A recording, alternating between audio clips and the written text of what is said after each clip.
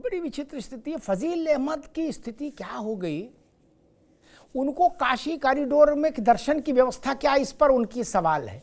बताओ, अरे हज कैसे हो रहा उधर देखो यार मौलाना साहब, हज मुफ्त में हो रहा है, हज मुफ्त में हो रहा है, खाली जेब से कोई चला जाए हज हो जाएगा। काशी में पैसा लग रहा है उसकी चिंता है। मैं समझ गया वसीम रिजवी क्यों त्यागी बने, मुझे लग रहा कहीं ऐसा ना हो कि फजील अहमद भी त्यागी बनने के चक्कर में हो नहीं, क्योंकि ये काशी की तक चिंता जता आए हैं। कल ये ना कहेंगे मथुरा में पेड़े थोड़े हल्के थे हमने खाए हैं, पेड़ा में थोड़ा इलायची कम थी। हो सकता है इनकी चिंता वहां तक चली जाए, मैं स्वागत करता हूं, ये अच्छी बात है।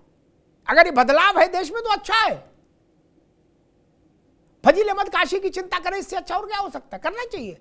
लेकिन थोड़ा बहुत अपने घर में भी देख लेना चाहिए। ऐसा नहीं कि क्योंकि एक व्यक्ति था वो सबको परेशान करता था,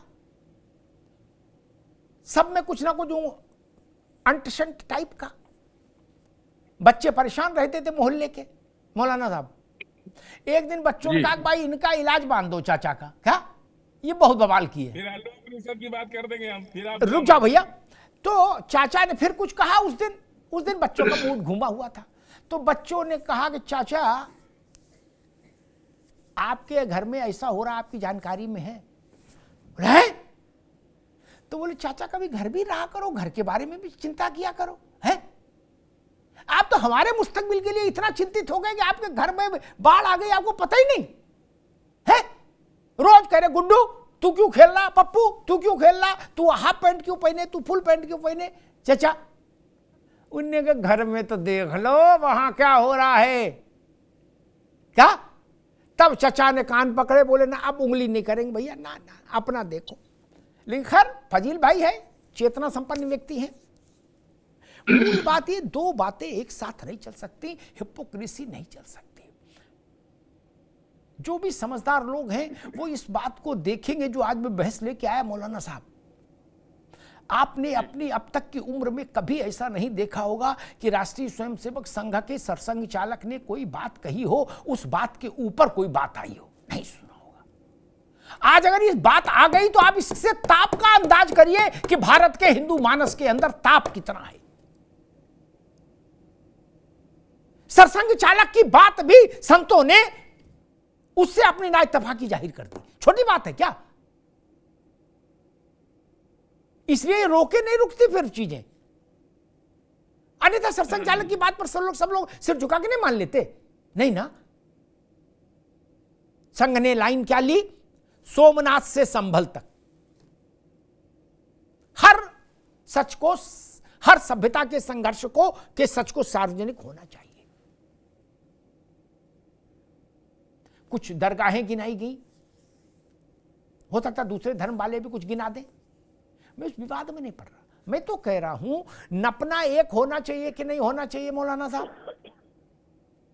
हाँ होना चाहिए। मस्जिद से लेके चर्च से लेके मंदिर तक सब एक ही नपने से नापे जाने चाहिए। बौद्ध मंदिर भी बोल दूं, नहीं तो फजील भाई नाराज हो जाएंगे, आजकल बुद्धों का वकालतनामा साइन किए हैं। तो कोई मंदिर हो किसी का, नियम एक होना चाहिए कि या तो कलेक्टर सबका मालिक, या तो कलेक्टर सबका मालिक होगा क्या, अन्यथा एक सवाल उठाया गया कि एक मंदिर बता दीजिए कि जहां पैसा सरकार को जाता हो। ये समझ नहीं है। काशी विश्वनाथ का ही सारा पैसा सरकार को जाता है, तिरुपति देवस्थानम का सारा पैसा। दो बड़े मंदिर बता दिए, छोटे बताएंगे तो फिर वो फोन करिएगा तो 1000 बता देंगे, ठीक। मंदिर बांके बिहारी का मंदिर कब खुलेगा, दर्शन की अवधि कितनी रहेगी, ये डिस्ट्रिक्ट जज की कमेटी तय करती है मौलाना साहब, ना पुजारी नहीं। जज साहब के यहां जाना पड़ता है। और रामलला जब टेंट में थे और उसके बाद जब अस्थाई मंदिर में आए तो उनके प्रसाद में अगर एक बताशा भी बढ़वाना है ना तो कमिश्नर के पास एप्लीकेशन जाती थी मौलाना साहब। आपकी मस्जिद में ऐसा है क्या, है कि मौलाना साहब को नया कपड़ा बनना है तो उसके लिए मस्जिद में जाए, कमिश्नर की एप्लीकेशन जाएगी? नहीं ना। तिरपाल में एक रस्सी बदलने का मसला, मौलाना साहब, कमिश्नर के यहां लटका रहा 9-6 महीने तक मामला, फिर सुप्रीम कोर्ट में आया, फिर कोर्ट ने कहा कि हाँ रस्सी बदलो, तो रस्सी बदली गई। और कितना नियंत्रण करोगे भाई? तमाशा बना के रख दिया हिंदुस्तान में। और जिसे देखो वो कह रहा है सारे अलग अलग नपने और सब संविधान के नाम पे झोंके पड़े हो, ठेले पड़े हो। कर संविधान है, संविधान कहता है नपना एक हो, दृष्टि एक हो, समदर्शी व्यवस्था होनी चाहिए। मंदिर, मस्जिद, गुरुद्वारा, गिरजाघर, सबके लिए एक व्यवस्था हो। या तो सबसे सरकार जाए, ये सब पर सरकार रहे। ये नहीं हो सकता कि बाबा विश्वनाथ का फैसला कलेक्टर करेंगे, मेयर में कमिश्नर काशी के आयुक्त करेंगे, ये और जामा मस्जिद का फैसला दिल्ली की बुखारी साहब खुद ले लेंगे। ये नहीं चल सकता। मौलाना साहब माफ करिए, ये नहीं स्वीकार है भारत को। दिल्ली की जामा मस्जिद बड़ी प्रसिद्ध जामा मस्जिद है क्या? वहां के तो इमाम भी विदेशी है। विदेशी है ना, आप तो जानते ही हो। हैं? शाहजहां ने बुलवाया था इनको, घोड़ा भेज के बोले आ जाओ, खड़ा तुरंत इधर। तो खैर उनका रंगरोगन भी लगता है कि विदेशी हैं, हमारे आप जैसा तो नहीं उनका रंगरोगन।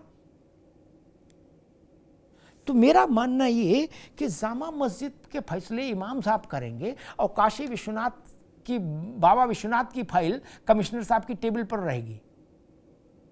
ये नहीं हो सकता, ये स्वीकार नहीं होना चाहिए। विश्व हिंदू परिषद ने ठीक मांग उठाई और उसके लिए ठीक आंदोलन हो रहा है। अब सरकार को तय करना होगा। सरकार भी पर्दे के पीछे नहीं छुप सकती मनोज पंडित जी। दो नपने नहीं चल सकते। जहां भाजपा की राज्य सरकार है, उत्तर प्रदेश तो भाजपा के पास है, वहां मुक्त करिए, काशी विश्वनाथ को मुक्त करिए। क्या हिंदू धर्म में ऐसे लोग नहीं हैं जो मंदिर का संचालन कर पाए? राजशाही में भी मंदिर पर राजाओं का नियंत्रण नहीं था। यतिमा मंदिर पर साधु संतों आचार्यों का ही नियंत्रण रहा। राजशाही में भी राजा का नियंत्रण नहीं था, जबकि सारी जमीन, सारा अनुदान राज्यों ने ही, राजाओं ने ही दिया। हनुमानगढ़ी की जमीन राजाओं ने दी, लेकिन हनुमानगढ़ी पर कब्जा किसी राजा का नहीं रहा, वहां श्री महंत का ही कब्जा रहा, महंत का ही की ही गद्दी रही। यतिमा गलत तो नहीं कह रहा? कलेक्टर साहब की गद्दी नहीं लग सकती किसी मंदिर पर, ये जान लीजिए। कलेक्टर को हटना होगा। आपके पास सैकड़ों काम है, आप मंदिर में भी घुसोगे? ये अच्छी बात है, मैंने इसकी आवाज बहुत बार उठाई थी। बड़े हिंदू मंदिरों से देश की अर्थव्यवस्था में जो योगदान हो रहा है ना मौलाना साहब, मंदिर कह रहा हूं, मस्जिद नहीं जोड़ी मैंने, वो टोटल जीडीपी का 5% है। क्या? मंदिरों की अर्थव्यवस्था का योगदान 5%। 7-8 करोड़ लोग भारत में मंदिरों के जरिए रोजगार, आजीविका पा रहे। 7-8 करोड़ लोग, एक सर्वे में आया था।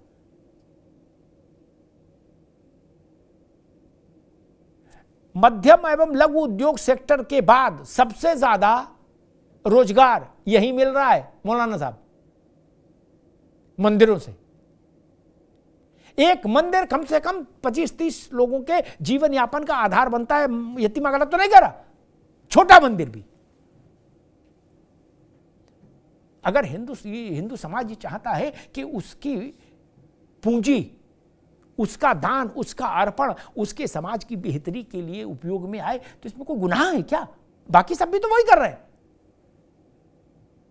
चर्च अपना स्कूल खोलता है, अपना अस्पताल खोलता है, उसमें सरकार का कोई लेना देना नहीं होता, नहीं होता ना। सिखों के स्कूल है, उनमें सरकार का कोई लेना देना नहीं।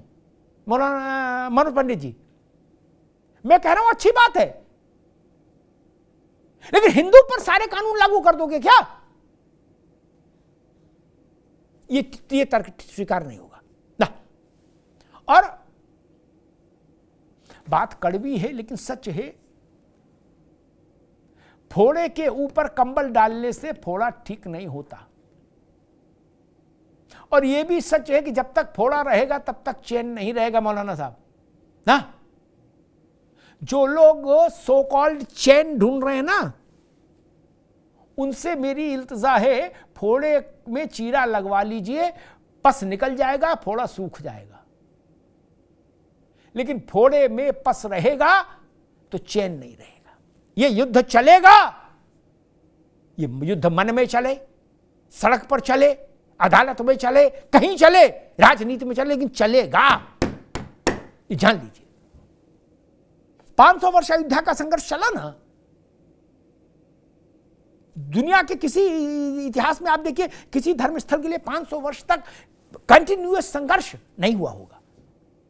अयोध्या के लिए की हुआ।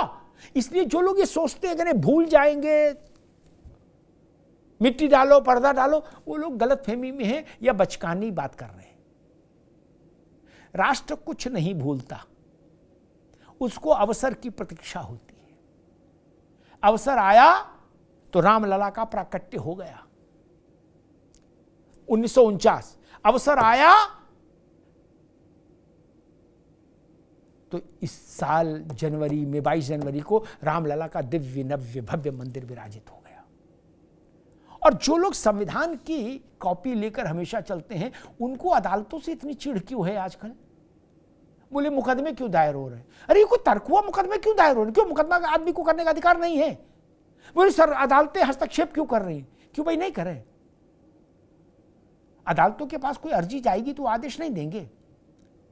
और तीसरी बात मैं कहूंगा कि देश के इतिहास के लिए एक बड़ा क्षण आने वाला है मनोज पंडित जी। सुप्रीम कोर्ट में मोदी सरकार को ये लिखित में शपथ पत्र के साथ बताना होगा, ये मंच नहीं होगा राजनीति का, चुनावी भाषण नहीं, एफिडेविट देना होगा कि पूजा स्थल कानून पर हुकूमत हिंदुस्तान क्या सोचती है। कानून अच्छा है, खराब है, हटना चाहिए, रहना चाहिए, इसमें तब्दीली होनी चाहिए, ये सीधे सपाट बताना होगा। आज बताओ, कल बताओ, सूर्य उत्तरायण में हो जाए उसके बाद बताओ, लेकिन बताना तो होगा, यतीमा नहीं। बहुत समय तक अब बचाव का पर्दे के पीछे रहने का नहीं, अब तो पर्दा अनावृत होगा, पर्दा हटेगा। देश जानेगा कि उसकी सरकार ने पूजा स्थल विधेयक पर क्या शपथ पत्र दिया है देश की सबसे बड़ी अदालत में।